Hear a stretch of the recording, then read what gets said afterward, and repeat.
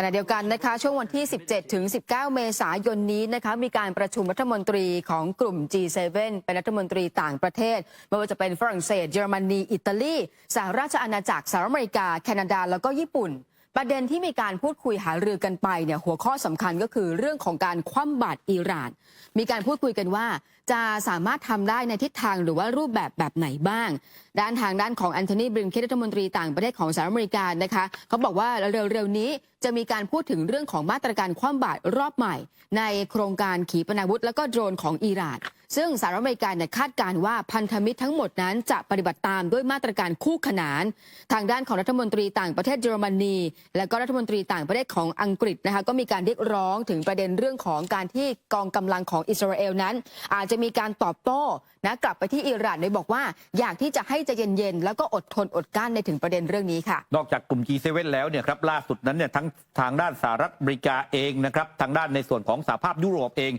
งไม่ว่าจะเป็นเจคซิลิแวนเจเน็ตเยเลนนะครับโจเซฟบอร์เรลนะครับแล้วก็อิสราเอลแคสรัฐมนตรีต่างประเทศอิสราเอลคือทั้งหมดเนี่ยก็หารือกันแล้วก็พูดคุยกันนะครับในเรื่องของการที่จะเพิ่มมาตรการการคว่ำบาตรต่ออิหร่านนะครับก็คือเอาง่ายๆสรุปง่ายๆว่าตอนนี้เนี่ยทุกภาคส่วนที่เป็นพันธมิตรกับทางด้านอิสราเอลไม่ว่าจะเป็นกลุ่ม G7 ที่นำโดยสหรัฐอเมริกานะครับตัวสหรัฐอเมริกาเองสหภาพยุโรปเองนั้นก็จ้องที่จะคว่ำบาตรทางด้านอิหร่านเพิ่มเติมครับนอกจากนี้นะคะรัฐมนตรีต่างประเทศของอังกฤษนะคะเดวิดแคมรอนแล้วก็รัฐมนตรีต่างประเทศเยอรมนีแอนเดเลนาแบร์บ็อกเดินทางไปที่อิสราเอลได้พบปะพูดคุยหารือกับประธานาธิบดีไฮแซค เฮอร์ซอกของอิสราเอลนะคะแล้วก็มีการพูดคุยกับรัฐมนตรีต่างประเทศอิสราเอลมีการหารือกันเนี่ยไม่ว่าจะเป็นเรื่องของการแสดงพลังสนับสนุนแล้วก็อยากที่จะให้อิสราเอลนั้นไม่ตอบโต้ไปที่อิหร่านโดยบอกว่าเป็นการลดความเสี่ยงที่จะเกิดขึ้นในการเผชิญหน้าในตะวันออกกลางและต้องถือว่าการพูดคุยการหารือในครั้งนี้นะคะมีการพูดคุยถึงเรื่องของการใช้มาตรการคว่ำบาตรโครงการขีปนาวุธของอิหร่าน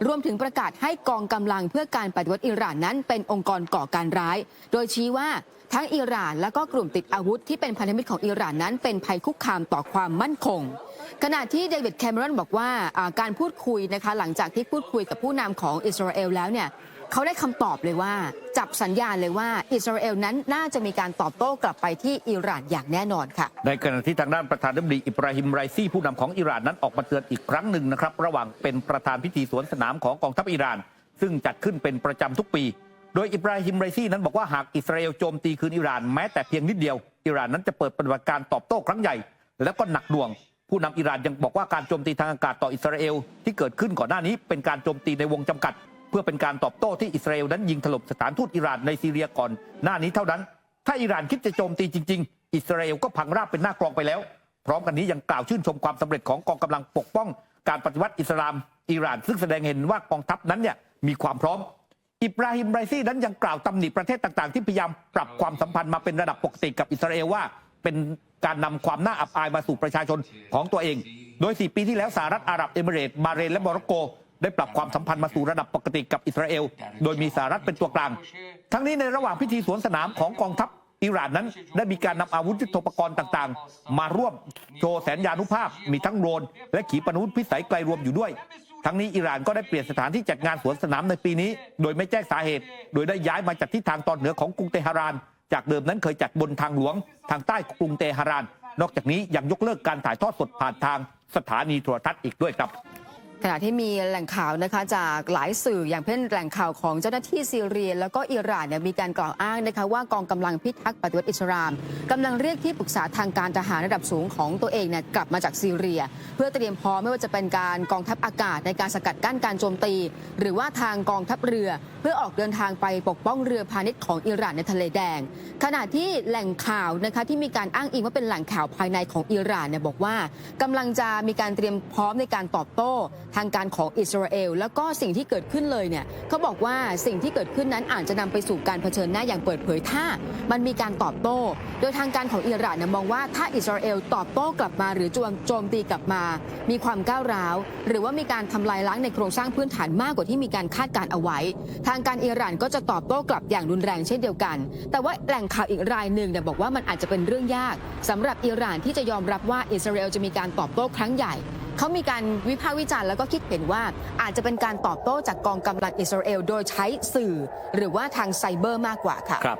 บคุณผู้ชมครับ พาคุณผู้ชมไปที่ไนจีเรียกันหน่อยแล้วกันนะครับล่าสุดนั้นมีการรายงานข่าวว่าคูบาน่าซีฟพริสหรือว่าชื่อจริงก็คือปาสคาลโอเกซุกวูนะครับเป็นนักธุรกิจเจ้าของไนท์คลับยอดนิยมในรัฐเดลต้าประเทศไนจีเรียกำลังจะถูกตั้งข้อหาดูหมิ่นธนบัตรนะครับซึ่งอาจส่งผลให้เขานั้นได้รับโทษจำคุกคือทางด้าน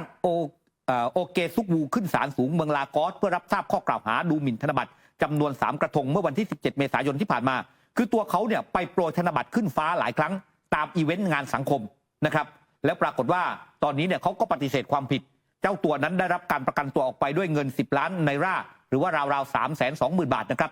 คือการโปรยธนบัตรเป็นสิ่งที่เกิดขึ้นปกติในงานแต่งงานหรือว่างานฉลองต่างๆของไนจีเรียเพื่อแสดงความยินดีแต่การกระทำแบบนี้มีความผิดในข้อหาดูหมิ่นธนบัตรนะครับหากว่าธนบัตรนั้นตกพื้นจนอาจจะถูกเหยียบนะคือพอโปรยปุ๊บคนไปแย่งชิงกันแล้วมันตกลงสู่พื้นแล้วถูกเหยียบคนโปรยเนี่ยมีความผิดคือคณะกรรมการอาชญากรรมการเงินและเศรษฐกิจของไนจีเรียออกมาประกาศว่าพวกเขากำลังเป็นผู้นำผลักดันต่อต้านการดูหมิ่นธนบัตรนะครับแล้วก็มีการกล่าวหานายคนนี้เนี่ยบอกว่าไปโปรยทำลายธนบัตรไนร่าเนี่ยจำนวน500 ใบที่งานอีเวนท์ที่จัดขึ้นในเมืองลากอสเมื่อช่วงต้นปีที่ผ่านมา2 สัปดาห์ก่อนนั้นเนี่ยบ๊อบริกกี้ซึ่งเป็นสาวข้ามเพศไนจีเรียเนี่ยครับก็ถูกตัดสินจำคุก6 ปีด้วยข้อหาเดียวกันนะก็ไปโปรยธนบัตรแบบนี้เดือนกุมภาพันธ์นั้นมีนักแสดงหญิงนะฮะชื่อว่าโอลูวาดาราซิมีโอโมเซยินถูกจำคุก6 เดือนเช่นเดียวกันก็โปรยธนบัตรนี่แหละเขาบอกว่าตอนนี้เนี่ยฮะคนที่ถูกดำเนินคดีข้อหานี้ทั่วประเทศเนี่ยกว่า200 คนแล้วนะครับและ24 คนนั้นถูกตัดสินว่ามีความผิดไปแล้วเป็นข้อหาดูหมิ่นธนบัตรใช่ครับทางคุณผู้ชมนะคะไปติดตามสถานการณ์ที่เกิดขึ้นที่สหรัฐอาหรับเอมิเรตส์หรือว่า UAE กันหน่อยนะตั้งแต่เผชิญเรื่องของฝนตกหนักเขาบอกว่าเป็นการฝนตกหนักอย่างที่ไม่เคยเกิดขึ้นมาก่อนปริมาณน้ำฝนที่วัดได้เนี่ยมากกว่าค่าเฉลี่ยน้ำฝนที่ตก2 ปีรวมกันแต่ว่ามันมีกระแสข่าวแบบนี้ค่ะคือทางด้านของนักอุตุนิยมวิทยาเนี่ยฮาเมดฮาบินบอกว่าฝนถล่มที่ลงมาที่ UAE เนี่ยมันเกิดขึ้นมาจากฝนเทียมไม่ใช่ฝนที่มาจากธรรมชาติแต่ว่าเกิดจากน้ำมือมนุษย์ล่าสุดนี้นะคะรองผู้อำนวยการกรมอุตุนิยมวิทยา UAE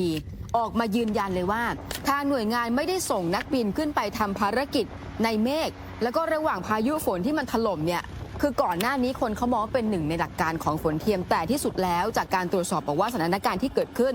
มันเกิดขึ้นจากปรากฏการณ์ธรรมชาติแล้วก็การเปลี่ยนแปลงของสภาพภูมิอากาศหรือว่า climate change ค่ะคือน่ากลัวมากนะฮะไม่ว่าที่ UAE หรือว่าที่โอมานสำหรับเหตุการณ์น้ำท่วมนะฮะฝนตกหนักแล้วก็น้ำท่วมเนี่ยคุณผู้ชมนะแต่ในขณะที่หลายประเทศเนี่ยนะครับแถบอเมริกาใต้แล้วก็แอฟริกานั้นเนี่ยกำลังเจอกับภาวะภัยแล้งอย่างหนักนะฮะคุณผู้ชมนี่คือสภาวะอากาศของโลกนั้นเนี่ยมันเปลี่ยนไปมากเลยทีเดียวนะครับยังไงก็ต้องช่วยกันมาร่วมสนับสนุนท็อปนิวส์นำเสนอความจริงได้แล้ววันนี้เพียงกดปุ่ม Super Thanks แล้วเลือกจำนวนเงินตามที่ต้องการได้เลยครับขอบคุณครับ